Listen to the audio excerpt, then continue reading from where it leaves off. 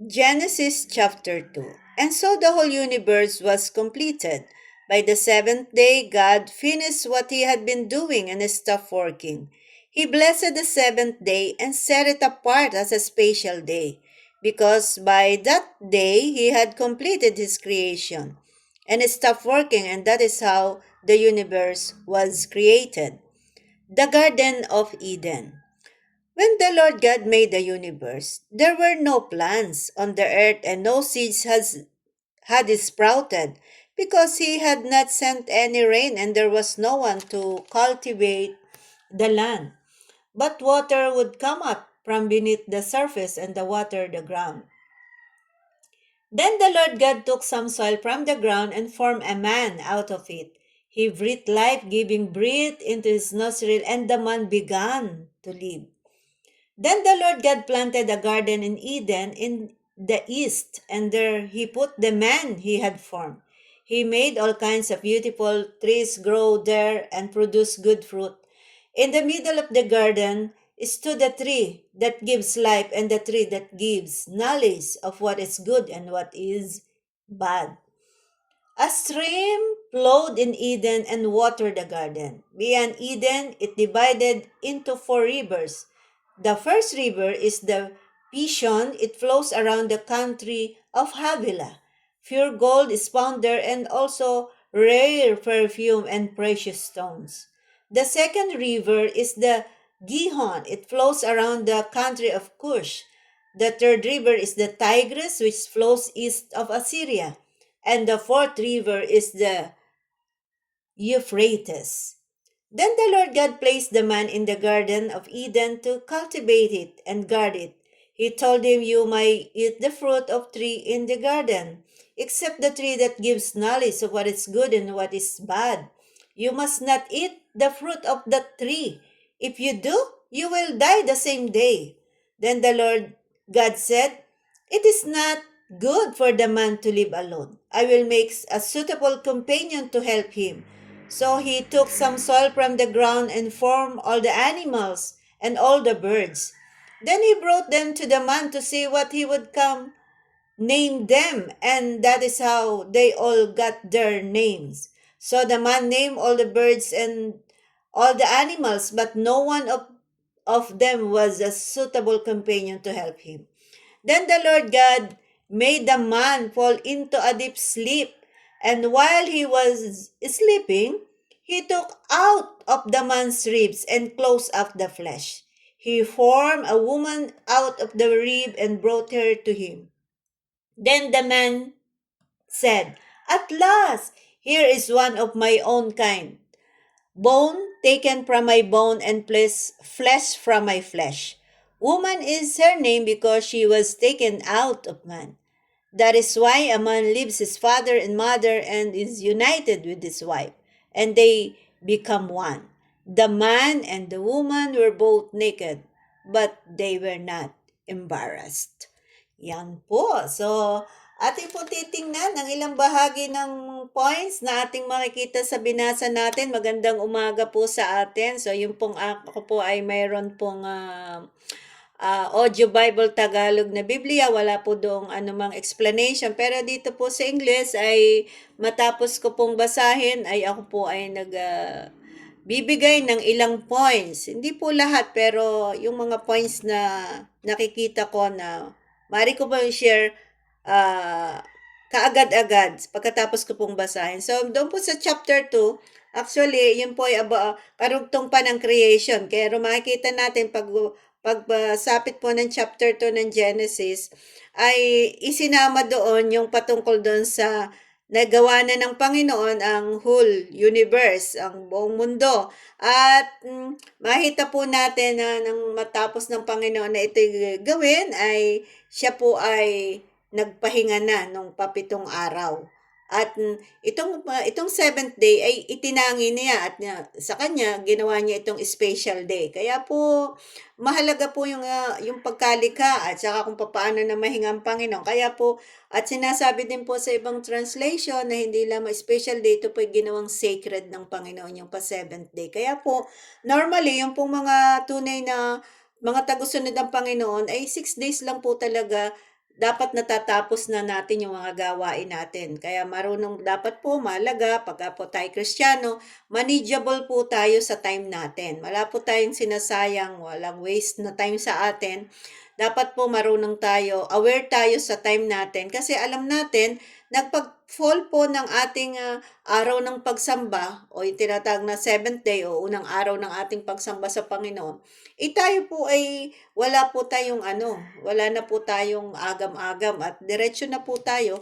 Tayo po ay nakikipag-iglesia para po tayo ay makisama doon sa kalipunan ng mga mananampalatayang Kristiyano para po mabigyan ng karangalan at i-honor. Yung po yung pag-respect natin sa Diyos bilang out of our respect, kaya po ginagawa natin yun. And eventually, meron din pong physical, emotional, at mental na benefits po yun sa atin kung gagawin po natin yun. And then, ang sunod po ay nakita natin doon sa binasa natin yung pong Garden of Eden, kung saan pagkatapos malikain ng Diyos ang lahat ng bagay, sinasabi doon, wala pang ulan no kasi wala naman pang magko-cultivate ng lupa. Pero naglagay na ang Panginoon, naglagay siya ng isang piece of land somewhere dito sa gitnang silangan. At sinasabi ng mga taga-saliksik ng Biblia na somewhere maring itong Garden of Eden na ito ay naroon located sa Iraq. Yan po yun. Pero of course, hindi na po ito malocate dahil possible na ito'y tinago na ni Yahweh para hindi po ito magalaw ng tao. Ano po? And then makikita din po natin doon na yung pong dito ay ang Panginoon dahil nga niready muna niya yung Garden of Eden, niready niya muna ang lahat. Pagkatapos, ginawa niya yung tao, kumuha siya ng alabok, pinurmahan niya ito, nilagyan ng ilong, nilagyan ng mga mata, pero still, wala naman siyang buhay. So, ang ginawa ng Panginoon, kanya itong hiningahan. At pagtapos na mahinga na, sabi sa English ay naging living soul siya. Nagkaroon siya ng buhay. Kaya we came from dust, tayo pong mga tao. At pagkatapos, inilagay na po ng Panginoong Yahweh doon sa paraiso o doon sa Garden of Eden. Ang isang, doon, ang tao ay nakakasama niya ang Diyos. Kasi, ang Diyos ay dumudoon. Kasi, nakita niya dumating ang Panginoon. Ibig sabihin, may access ang Diyos, maaaring pumunta siya sa heaven, and then bumababa siya doon sa Garden of Eden. Ano ko lang naman yun, personal, ano ko lang yun. Ano ba yun? Opinion na maaring gano'n kasi narinig nila yung yabag ng Panginoon nung matapos silang magkasala. So, possible ang Panginoon nagpunta sa heaven o ganun lang naman. Anyway, makikita natin doon na yung kaayusan doon sa Garden of Eden, nakakausap nila yung mga Elohim doon, mga anghel. Kumbaga may mga access kasi makikita natin doon sa mga susunod na verse kung paano nakausap ni Eva yung tumukso sa kanya. So, hindi muna po natin yun na kung ngayon ikukwento sa inyo. So, madalit salita, yung Garden of Eden, meron po doon na 2 punong kahoy in the middle. At yung mga punong kahoy, natatawa nga po ako doon sa mga pinupuntahan ko na they don't know, wala silang knowledge about the Garden of Eden. At lagi nila sinasabi, mansanas daw yung kinain daw ha. Kaya dapat clear tayo sa isipan natin, sa puso natin. Ano ba talaga yun? Hindi tayo dapat nakahang o nagbabase lang tayo sa hearsay o mga opinion. So ngayon, meron po doon Tree of Life, ang puno ng buhay, and Tree of the Knowledge of Good and Evil, ang puno ng kahoy ng pagkaalam sa mabuti at masama. Ayun po, napakarami pong sinabi na doon na lahat ng masasarap na puno ng bungang kahoy ay nadoon. Nasabi na, provided talaga, iniready muna ng Panginoon bago niya nilikha ang tao para, ito, wala na kayong kailangan. kain na lang kayo, pamamahalaan na lang. Ang ano lang ng Panginoon, pamamahalaan ninyo itong aking ibinigay na ito sa inyo. You are much responsible to take care of them. Kaya nga ang tao, siya din yung nagpangalan sa mga hayop. Dahil nag-isosolo nga si Adan that time, first, sabi pa, no, kailangan yung mga kasama to. So, naglagay na siya ng mga hayop, nilagay na yan. Tapos, inilalapit ng Diyos yun sa tao. Tapos, ang tao, inalaw ng Diyos na siya magpangalan. So, binigyan na siya ng knowledge ng Panginoon, ng wisdom. Sabi niya, okay. Sabi niya, aso ka ha, aso. Pusa ka, pusa. O yan. Kung anong itawag ng tao ni Adan, yun ang nagiging pangalan ng mga hayop. And then, pero nakita ng Panginoon na Yahweh na walang suitable o walang sakto talagang yung companion talaga niya. Kaya ang ginawa ng Panginoon, ito ang the first na ano, ang Panginoon ay first surgeon din ang Panginoon. Kaya minsan yung mga Kristiyano, sobrang hindi sila, ano ba tawag doon? Disrespectful sila sa mga nasa medical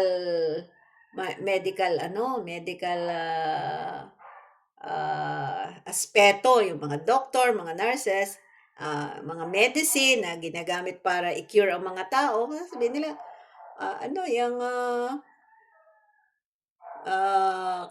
which ibinigay ng Panginoon para, halimbawa, na-aksidente ka, malaki ang sugat mo sa putok yung ulo mo, anong gagawin mo doon, di ba? Logic ba yung ipinaprovide ng Panginoon yung sa medical team para tayo ay ma-prolong din at humaba yung ating buhay, ma-save tayo sa death, at kasi kung pumutok yung ulo mo, tapos hindi siya matatahi, hindi siya magagamot, di maubos yung dugo mo, eventually mamamatay ang tao.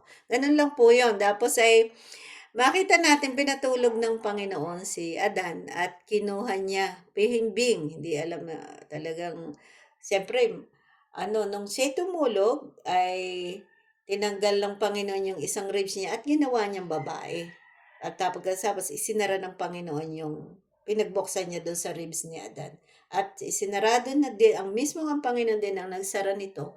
At pagkatapos ay inilapit na niya ito sa babae. Kaya nga yung babae, kaya nung makita ni Adan, naku, talaga naman, sabi niya, ito na nga. Talagang sakto kong kasama to. Sabi niya, buto ng aking buto at laman ng aking laman. Kaya naman Eva ang ipapangalan ko sa kanila. Kaya sila ang pinagmula ng lahing tao sa buong mundo. At balik tayo doon sa punong kahoy. Sabi pa yun, kakain yung lahat, pero wag yung kakainin yung puno ng pagkaalam sa mabuti at masama. Dahil pag kinain ninyo, doon, pag oras na kinain nyo, mamamatay na kayo, sabi ng Panginoon. Kaya, so sad na brainwash si Eva, at ito naman si Adan, sumunod na rin, kinain na rin nila, at na-realize nila na sila pala po ay hubot-hubad. Kasi they are innocent, wala silang knowledge about bad things, dahil ang kanila, they are holy at blameless sila, wala silang kapintasan, talagang nilikha silang pure ng Panginoon. Pero, bagamat ganon, nilagay pa rin ng Panginoon yung, sabi ng iba, bakit naman nilagay pa? Kaya na ba't kailangan pang ganon? Kasi po, pinakikita lang ng Diyos na tayo, binibigyan talaga tayo ng free will ng Panginoon. Kasi pwede naman nilang hindi kainin yun at hindi sila magkasala Pero pinili pa rin nilang kainin. Dahil nga, may kapilian ng tao kung gagawa siya susunod siya sa Diyos o hindi siya susunod sa Diyos. At that time, wala pa silang kasalanan, pero nandun na yung kapilian ng tao. Kaya po, dahil doon, nagkasala sila at na-realize nila sila yung hubot-hubad. At so, isang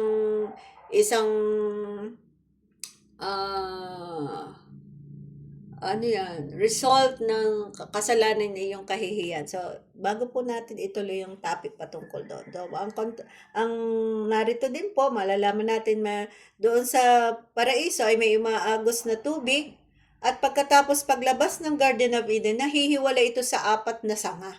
Yung pong Tigris, yung Pishon, Tigris, Euphrates, at saka ang Gihon. At yung 4 na yon, ay ang visible ngayon na nakikita lamang ay yung ilog ng Euphrates na dumadaloy patungo palabas ng yan po yung, alam naman pag Middle East alam nila yung ilog Euphrates. Pero yung iba po ay as far as I know, hindi na po sila na malocate kung saan lalo na yung ano yung number one, yung may mga pure gold. Yan, sabi diyan ay una yun, the first river is Fishon. Yan. It flows around the country of Habila. At yung Habila, ay pagka ito ay dumando ng tubig, ito po ay pure gold and precious stone. Ang nandun po talagang mamahaling mga iba't ibang klase ng bato, may onese, kaya ang dami po, napakarami. Kaya so, hanapin lang po natin. Okay. Marami po yung kayamanan. And then, the Lord God placed man yan. At inilagay na nga ng Panginoon doon. So, they live and they can enjoy. Ano nila ang mga hayop. Maamo sa kanila at nakakasama nila doon. Yan. So, yan muna po pa for today at nawa po ay na-enjoy nyo yung mga some points na aking isinare sa inyo. At kaya nga po yon nung patungkol doon sa kaya po yung lalaki pagka po siya nag-asawa na, yung mag-asawa nagiging isa na po sila. Sabihin nag-iisa na sila, ay talaga sila magkasama na bakit magkaiba sila, pagkat may kabang mga magulang na nagpakalaki sila sa kanila, dapat po ay nakakapamuhay ang mag-asawa at nagkakaroon sila ng freedom. Ang mga magulang hindi na po tayo 100% katulad noon na puwedeng makialam sa kanila dahil sila may mga decision making na sa buhay nila at hahayaan po natin silang makapagbuo ng sariling pamilya kasi tapos na po yung sa atin, yung mga in-laws, mga magulang. What I mean napalaki na natin mga anak natin and eventually yung ginagawa natin sila naman ang magtutuloy noon. Magre-raise din sila ng ng family na supposed to be dapat yung ire-raise nilang family ay godly. Yun po ang na kalooban ng Diyos kaya nagre-reproduce ng tayo, nagkakaroon ng pamilya. Kasi generation, yung dahil nga doon sa kasalanan, dahil nga ang tayo nagkasala, ang kabayaran ng kasalanan ay kamatayan, hindi naman mananatili kang buhay eh. So, kailangan may mayroong mag-continue ng generation mo. And kaya yung mga anak, yung mga apo, nagiging blessing po yan sa family kasi sila na nagko-continue ng generation na pinagmulan mo. Kaya po tayo, bilang tayo ay mga magulang, ay magbibihave po tayo. Yung ating mga in-laws, huwag po tayong masyadong enjoy lang po natin yung ating season ng pagiging mga lola, season na tayo po ay balik na uli doon sa tayo dalawa na lamang, yung asawa natin at saka tayo. Enjoy na lang po natin yun. Patingin-tingin tayo sa at observation po sa ating mga anak na may asawa at sila po ay ipanalangin natin. God bless for now and see you po again.